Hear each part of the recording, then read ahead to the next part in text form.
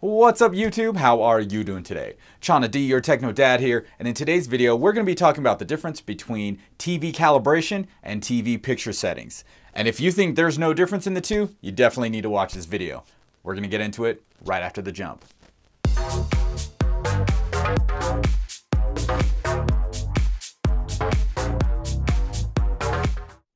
And I'm back. Now, if this is the type of content that you're looking for on YouTube, you should consider subscribing and definitely hit that bell, woo, so you don't miss a beat. Now that that's out of the way, let's get into it. All right, so in today's topic, we're going to be talking about TV calibration versus TV picture settings. So let's start first with why I'm making this video. I need you guys to understand, my viewers, you guys at home, I want you guys to understand that these are two totally different things. Totally different things that have the same goal, which is to get you the best picture out of your TV. But a TV calibration and TV picture settings are two totally different things. And I'm going to tell you exactly why that is. And I just want you guys to know the difference so that you know when you're watching something, oh, that person's talking about picture settings, not an actual calibration. If you do not have external equipment in the video that's measuring color, that's generating a pattern, and if you don't see a laptop using the calibration software, then it's not a calibration video. It is a video about picture settings, which probably won't do anything for you. So you definitely want to check this out. So you might ask yourself, Techno Dad, what's the difference? I'm glad you asked that. I'm going to tell the viewers at home exactly what the difference is. So you got your nice fancy schmancy new 4K HDR TV. And you've been hunting around and messing around with the picture settings to try and get them to look the best. And so you go on YouTube and you're looking for people's picture settings and you see this word called calibrations. And then you're like, oh, I guess these are calibrations I'm looking for. No, you're not looking for calibrations. You're still looking for picture settings. So here's the issue. I know one of my viewers, David, he messages me on Facebook all the time. And he says that he's taken somebody else's calibrations for the TV and they come out looking like crap. Why is that? It's simple. The issue is all the panels are different and inherently they're going to perform differently unless they are calibrated. We're not talking about picture settings. What we're talking about is getting the panel to perform in a predictable manner that is going to allow you to change picture settings to get the best result. Do you need me to repeat that? Let's hope not. You can rewind. I know you can rewind. You guys can work that out, right? So the goal of calibrating the TV is to get all the colors to act in a predictable manner throughout multiple levels of luminance. Meaning, however bright or dark the TV gets, the color is going to stay accurate. And we need the panel to act in a predictable manner so that when we go in and change picture settings, then we're going to be getting the best picture that this specific panel can produce. I hope that makes sense. If it doesn't, I got some slides here to help illustrate the point. I got these from AV Forums when they were calibrating an E6 OLED. All right, so let's check out these slides. So in this slide, you can see a color meter, a pattern generator, and you see the laptop running the calibration software. Now let's check out the out-of-the-box figures on this specific panel. Now as you can see on the left side of the graph, everything seems pretty even until we start moving across and we notice green gets boosted up all the way to the right. And we also have a gamma that is kind of wavering a little bit. All right, now let's check out the slide after it's been calibrated. Look at this. All three colors are tracking the same way across all levels of luminance. And the gamma is not fluttering anymore, it's at one predictable line. All right, next slide is the out-of-the-box color accuracy. As you can see in the slide, there are little squares, and in those little squares or boxes or whatever you want to call them, that's where the little dots should land. As you can see, the color's off by a little bit. You know, there's a little bit of variance. Now, after calibration, here's where the colors lie. Not everything is in the box, but for the most part, this is going to be more accurate than when the TV came out of the box. Okay, enough with the slides.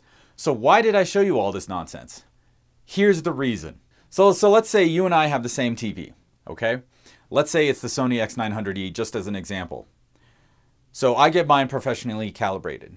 And you go get yours professionally calibrated. Then you ask me, hey, I saw this video and I liked your settings. What are your settings? So I give you my settings and you put it in your TV, and guess what happens? You're gonna get a picture that pretty much will resemble mine. Of course, the lighting's probably going to be different due to your viewing environment versus my viewing environment. However, the picture and the color and all that stuff's gonna look pretty on point and look very similar. So now let's say my TV is calibrated, but your TV is not calibrated. So what does that mean? That means you won't get the same picture, but it could be pretty close. Let's look at another situation. If I have a TV that's not calibrated and you have a TV that's not calibrated, I think you're better off plugging settings out of the sky than using my settings. And I'll tell you why. It's because we don't have a frame of reference, or not we, but the TV panels don't have a frame of reference.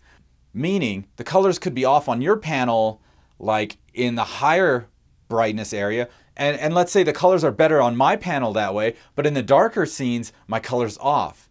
So it can be totally different. And I know a lot of you are out there asking me like, hey, what are your settings? Hey, that looks cool, yada, yada. And I'm totally happy to put those out. And I do have a review video coming out for the X900E where I will be telling you what settings are good and which ones I like.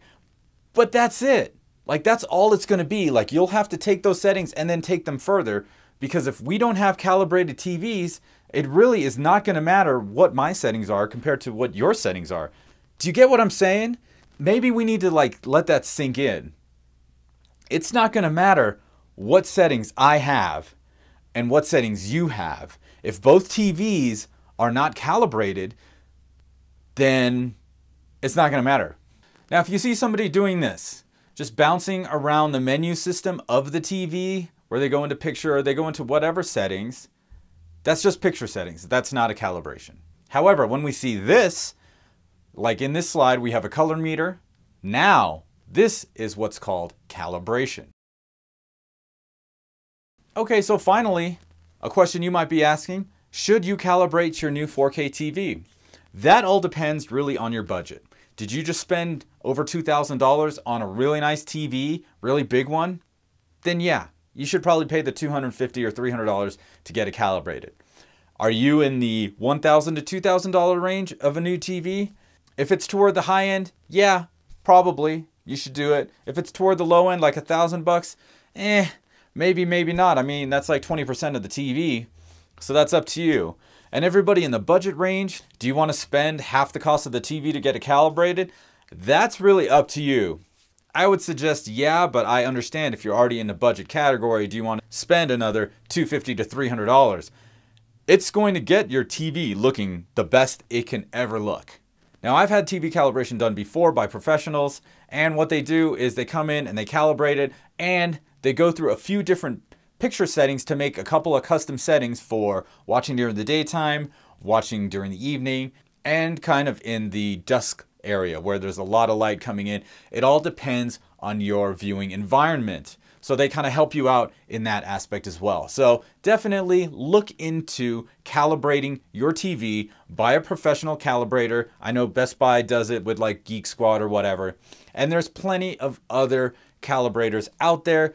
Just GTS, man. All right, well, that's pretty much the end of this video. I hope it helped you guys out. I hope it clarified the situation. TV calibration, TV picture settings, two different things, okay? So don't be fooled by what you see out there in YouTube land or wherever else on the internet.